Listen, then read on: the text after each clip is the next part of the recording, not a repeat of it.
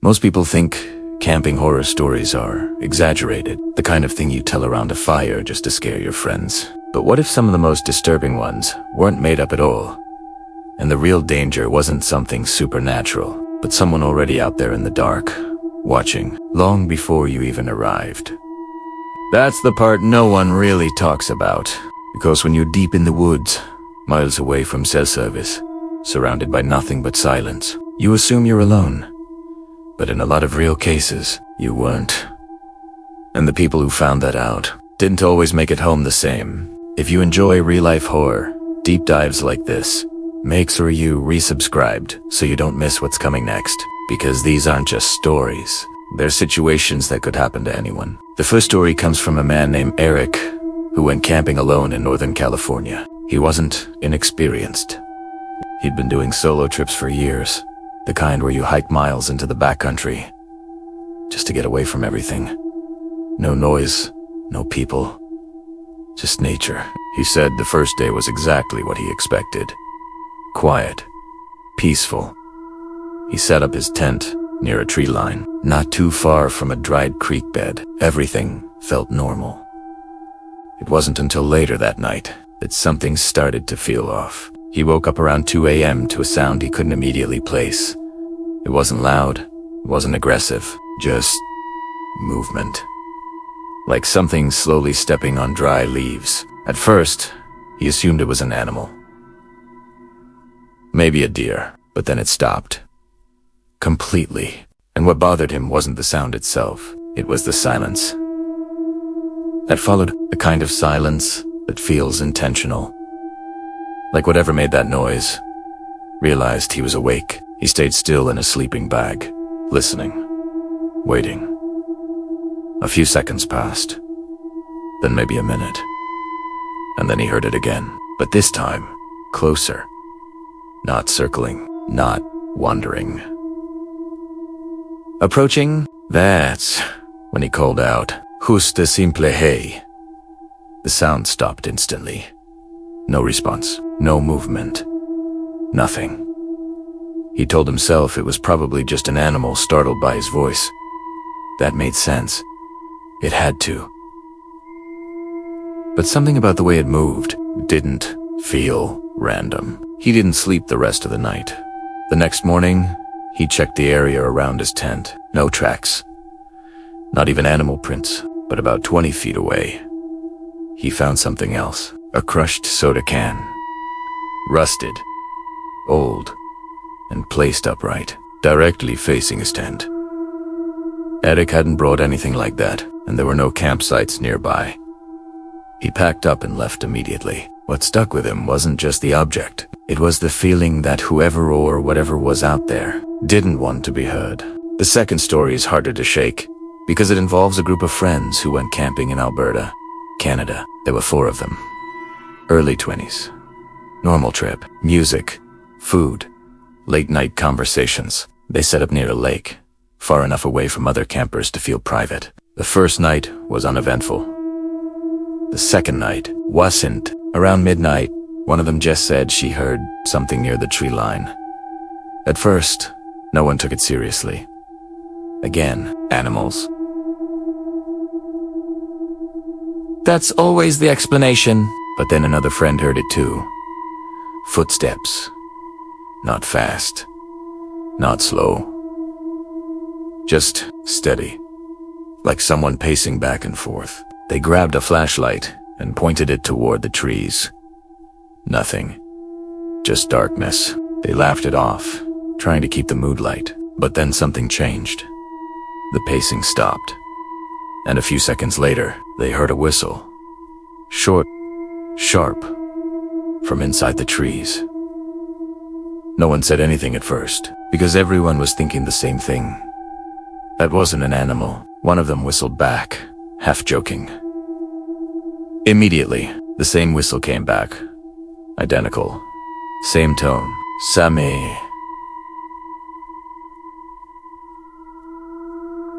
Length, but closer. Before continuing, it's important to understand nothing about this story has changed. Same people, same locations, same timeline. What you're about to hear isn't a new story, it's the continuation of the same events, picking up exactly where things started to feel wrong. That's when the mood shifted completely. They packed up what they could and got into their car. They didn't even bother putting everything away properly. They just wanted to leave. As they were driving out, one of them looked back toward the tree line, and for a brief second, they thought they saw someone standing there, not moving, just watching. No flashlight, no gear, no visible campsite justa. Figure, barely visible in the dark. They never went back, and none of them could explain why someone would be out there, mimicking them, instead of just making themselves known. The third story comes from a couple who were camping in Oregon. This one is disturbing for a different reason. They weren't deep in the wilderness. It was a public campsite. Other people around. Bathrooms nearby. It felt safe. That's what made it worse. They went to sleep around 11 p.m. Nothing unusual. At around 3 a.m., the woman woke up to a sound right outside the tent. Breathing. Slow. Controlled. Close enough that it felt like it was just inches away. She froze. Didn't wake her partner immediately. She just listened. And the longer she listened, the clearer it became. This wasn't someone passing by. Whoever it was had been standing there for a while. Just breathing. Eventually, she nudged her partner awake. He heard it too. They didn't speak. They didn't move, because the moment they did, the breathing stopped, and then came something worse. A hand. Slowly pressed against the side of the tent, you could see the shape of it, stretching the fabric inward. Not ithing, not shaking, just resting there, like the person outside knew exactly where they were.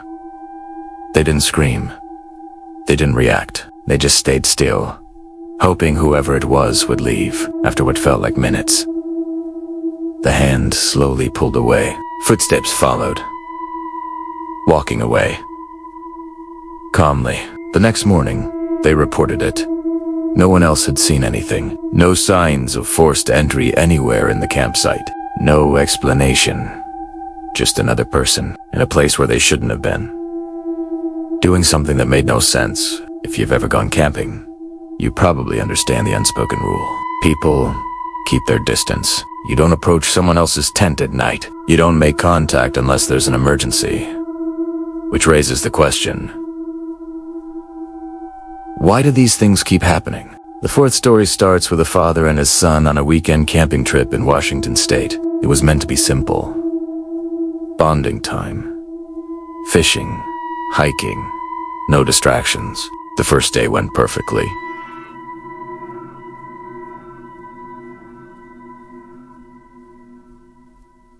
The second day, the son started noticing something strange. He said it felt like they were being watched. The father brushed it off. Again, animals. That's always the easiest answer. But later that afternoon, they found something unusual near their campsite.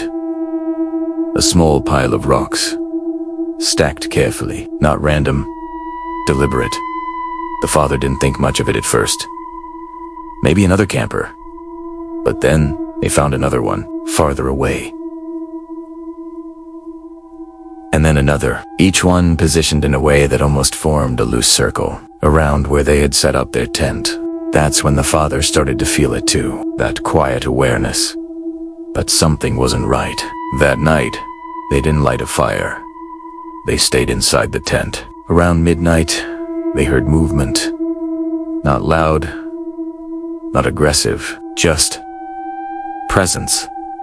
Something moving slowly, just beyond the edge of visibility. The son whispered, asking if they should say something. The father said no. They stayed silent. And after a while, the movement stopped. The next morning, they packed up and left. As they were leaving, the father looked back one last time, and he noticed something he hadn't seen before. One of the rock piles had been knocked over, but not scattered. Rearranged into something that looked almost like an arrow, pointing directly toward where their tent had been. The final story is the one that lingers the most, because nothing actually happened. At least, not in the way you'd expect. A man named Daniel went camping alone in Montana, similar to the first story.